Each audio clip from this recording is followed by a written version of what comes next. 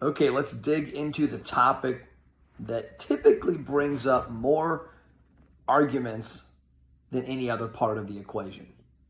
That is the offer. That is your call to action. And this is where a lot of restaurants fail miserably. So we talked about on the front end, you're getting awareness with your ads. The awareness leads to engagement. The engagement leads to people raising their hand and giving their information and saying, Matt, invite me to your restaurant more often. Well, there's something that can affect all of that. Not something, there's a main thing that can affect all of that. And that is your call to action. The better your call to action on the front end, the better your long-term results. The worse your call to action on the front end, the worse your long-term results. And the number one argument I always get, well, not always, because a lot of restaurants don't have the argument, but when I do get the argument, it comes down to food cost and giving away free food. I can think of a few clients of mine in the past that say, Matt, I can't keep giving away free appetizers. Well, when you look at it that way, it's going to be a pain point. But when you look at it from a different perspective, the correct perspective is that you're not giving away a free appetizer.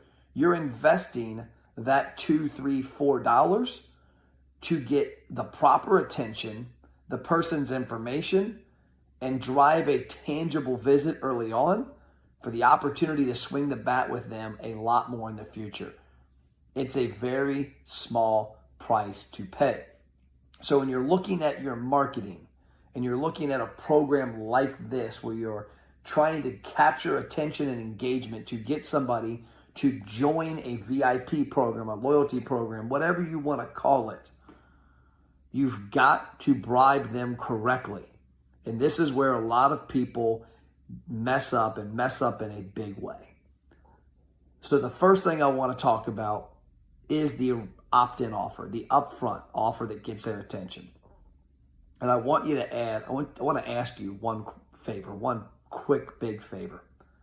Please do not have an opt-in offer that sucks. Capital S-U-C-K-S. That sucks. Why? Because it hurts the rest of the equation. And I'm going to give you an example. And if you're listening or watching this, you can hear it. But if you're reading the book, you're going to see a chart. Back in 2016, when we were fine-tuning what we've learned along this process, we had a client that had a few locations, and one of the general managers was adamant against the offer we wanted to do. We wanted to do, and we had already done a little experimenting, we wanted to do a free appetizer. This was a casual dining restaurant. And this casual dining restaurant had an average check of around $40. And they wanted to do a free appetizer with purchase. I wanted to do a free appetizer because I knew the numbers. So it was a little bit of cheating on my end. But they fought me. And I said, okay, let's do this. Let's A/B test it. For the next 60 days, let's do two. Let's have half the people that come in randomly will get the free appetizer. Half the people will get the free appetizer with purchase. And we had a couple different ads out there, a couple different ways people were going down the flow. And so I'm not even going to talk about the acquisition on the front end of the people, because if people saw an ad for a free appetizer or saw an ad for a free appetizer with purchase, the free appetizer always wins. No ifs, ands, or buts. So we're not even going to go down the path of how many more people we got to opt in. We're just going to look at the path of people redeeming. So we did an experiment, and a couple months later, we sat down, and I remember the meeting like it was yesterday because it was kind of comical to me because numbers don't lie. And we sat down and said, okay, we're going to go with the free appetizer. And the one general manager said, no, we can't. We got to go with purchase. It was crushing my restaurant. It was a bunch of cheapos coming in, sitting at the bar, getting their free appetizer, drinking water, and leaving. I said, is that a fact? You're like, yeah. I said, okay, well, I went ahead and put it on paper so we could all look at this and make the right decision based on the numbers, not on our feelings. Because here's the problem. You remember what is obvious, and what's not obvious, you don't. And what I mean by that is when you're at the restaurant and your bartender or your server points out that, hey, look, that guy came in and got his appetizer and a water and he's leaving and he didn't tip me, you remember that. It sticks out. What you don't remember, because you don't know about it, is that there was 20 people before that came in with 4 people, had lunch or dinner, ate a bunch of food, tipped great, and left because it wasn't brought to your attention. That's the main issue that drives this negative thought. So I remember sliding that piece of paper that I had made on Microsoft Word, and it had a quick chart. And it said, for every 100 people who have redeemed their free appetizer with purchase, because you had to buy an entree to get the free appetizer, we would generate 130 people would redeem the free appetizer without any restrictions. So if you write that down like I am right now, you've got 30 more people that came into the restaurant. Again, we're not talking about how many more people, because there was actually a lot more people that opted in for this because it was a sexier offer. It was a better offer. I'm looking at the sales because that's the key element here. So we had 30 more people. When you had 100 redeem the free with restrictions, we would get 130 without. So I had 30 more people.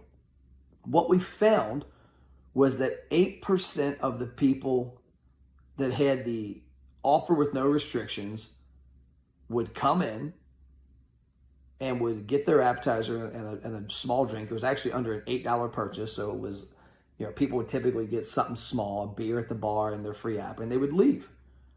And so we look at that, that's 10 people. So if you got 130 people and 8% of those people are coming in, it's right around 10 people.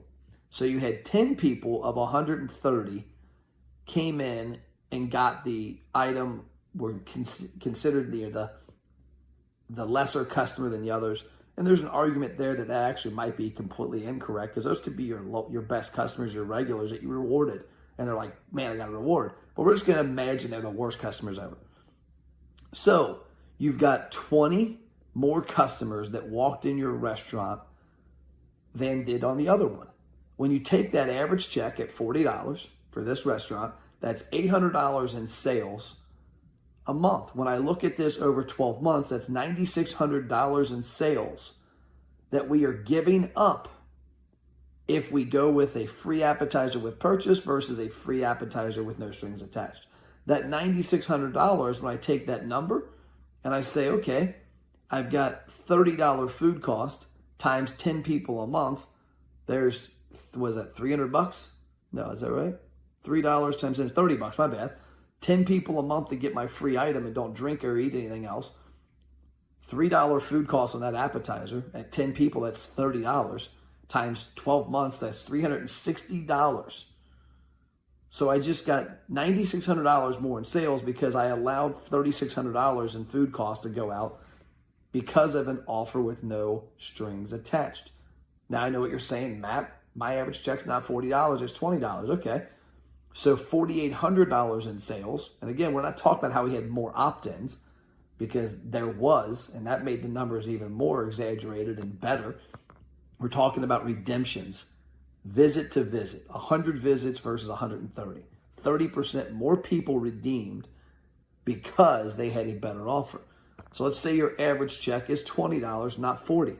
That means you just got $4,800 more in sales annually on a $360 spend because of the people that didn't redeem anything else or didn't buy anything else. Let's take it down to $10. Matt, I have a $10 average check. So I cut that on a fourth. Now you're at $2,400. No matter what way you slice it, it is a much better investment to get the person to come to the restaurant. Now, let's talk about the opportunities, because there's a lot of things here that I think people look past. That first offer is typically the tip of the iceberg. You've all seen the picture where the iceberg is above water and below it there's a lot more. Well, it's the same thing here. It's no different. We're not looking to get that visit. We're not looking to recoup our entire marketing spend on that first visit. As I said in the last chapter, all we're looking is for attribution that we're on the right path and to recoup a little of our spend to make it less painful on the front end. Because think about it. Now we've got more information. And let's walk down what I see are a few opportunities. So number one, your goal is to capture somebody's information. Number two, your next goal is to get them to come back more often. And the third part, number three, is to get them to increase their average check size. Get them to try something they might not try in the past. I was at a restaurant recently that had upgraded burgers. I had not seen upgraded burgers at many places, but I was able to upgrade my burger. And it made the burger I typically got a heck of a lot better. It was a $3 upcharge normally, but I got it for free because of their VIP promotion. Guess what burger I'm getting every time now when I go there? I'm getting the upgraded burger. So now them giving me that $3 upgrade one time is going to get me my next 10 visits to spend $3 more. So they invested, let's say, $1 cost on that upgrade to get 30 on the other end. Now let's think about other items. Appetizers. There's a lot of people that go to their favorite restaurant that do not order appetizers. But if I come into the restaurant and have an awesome experience on an appetizer I wouldn't have ordered in the past, I'm like, man, I gotta have that every time. Like there's a restaurant we go to that has cheese logs, and there's another one we go to that has cheese curds, and there's another one we go to that has chips and queso. Those are a standard every single time we go back. In fact, last night, my wife and myself and two friends that were traveling in from town, business colleagues, coming through town from Michigan, going to Florida, went to a Mexican restaurant. My wife walks in. We had got there a little early, and she's like, you didn't order the queso yet? And I'm like, oh, no, not yet. There was $10 because one point prior, we were given a queso as a promotion, and now it's a staple every time. So our average check, figure 20 times a year we go to this restaurant, our check increase is 20 times, let's say, I think it's $9.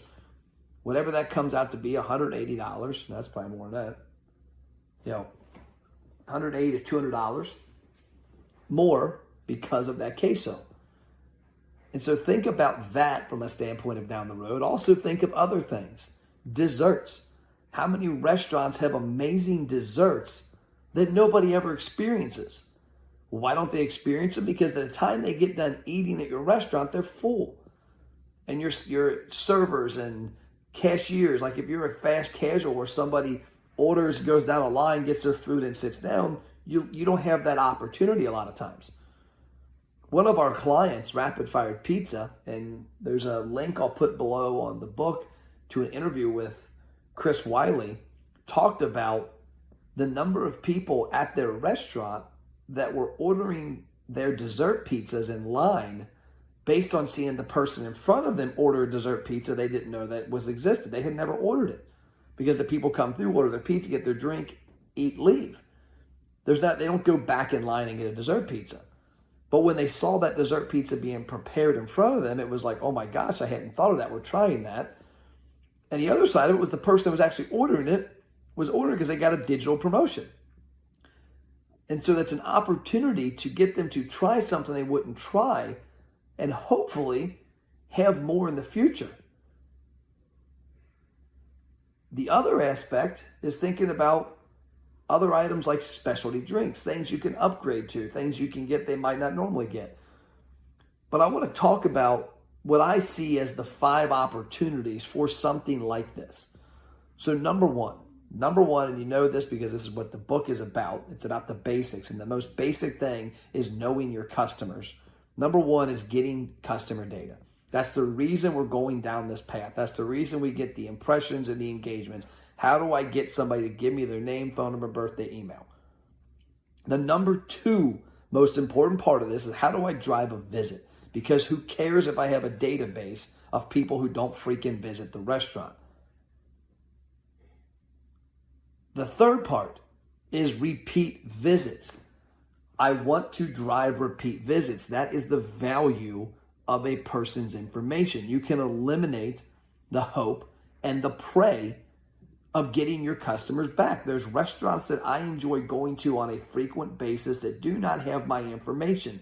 If they had my phone number, my email, my birthday, they could get me to come back 5 to 10 times more per year. And you do the math on 5 to 10 visits a customer times a few thousand customers, you have to drive the repeat visit with their information. The fourth is that new item introduction. How do you get Matt to try an appetizer he's never had? How do you get Matt to upgrade his burger? How do you get Matt to get a specialty drink? Like my daughter the other night at a restaurant got this specialty lemonade that costs like $3 instead of the normal $2. That adds up. How do you get Matt's family to try a dessert? So they try it once and they come back and get it more times. That's the fourth thing, is new items. And the fifth thing, to me, has a lot of opportunity that a lot of people are missing. And that is a different time. Think about this. Matt Plapp typically eats out with his family for dinner most nights. Lunch occasionally on the weekends. I rarely eat with my family for lunch during the week because I'm out and about running the business. But Matt has lunch with friends and colleagues during the week. If you can get Matt, who normally comes to your restaurant on a Friday night with his family, to come back Monday with a business colleague, you just got me back at a different time. You grew, you got an incremental visit you might not have gotten before because I don't eat lunch at your restaurant. But even more importantly, Matt just brought somebody else with him that might not have ever experienced your restaurant. So the fifth opportunity not only has Matt coming back a different time, incremental revenue you might not have had, and maybe a day that's slower than normal or a time like lunch, but now Matt brought somebody to the restaurant and introduced them to your brand. And so now that's an opportunity to gain a new customer. So all of this around the entire topic of do not have an offer that sucks. Your ad on the front end, your call to action on the front end needs to have power. Give away the house on that first visit. All you're trying to do is get them to engage in whatever the marketing is, whether it's an in-store piece of collateral, whether it's from your website, whether it's from a Facebook ad. You're trying to get them to say, hey ho, I'm here, raising my hand, put me in your database, give me what you just told me about. And the sexiest wins every time. Then you have the opportunity to upgrade, to get them to buy something they've not bought before, to get them to come at a time they've never come before, to get them to repeat visit over and over, to get them to introduce friends to your brand. Because then when the friend get introduced to your brand, you have the chance to do the same thing with them, get them into the program now. So that's all I got for this chapter. All I ask is that you have offers that rock. And remember the example. Stop thinking about the minority of people that do take advantage of the system. Think about the majority. And as I showed you in the example, the opportunity for $9,600 more in sales a year dwarfs the $300 or so you're giving away in free food to get it, over and above all the other stuff you're getting from gathering people's information. That's all I got. I'll see you next chapter.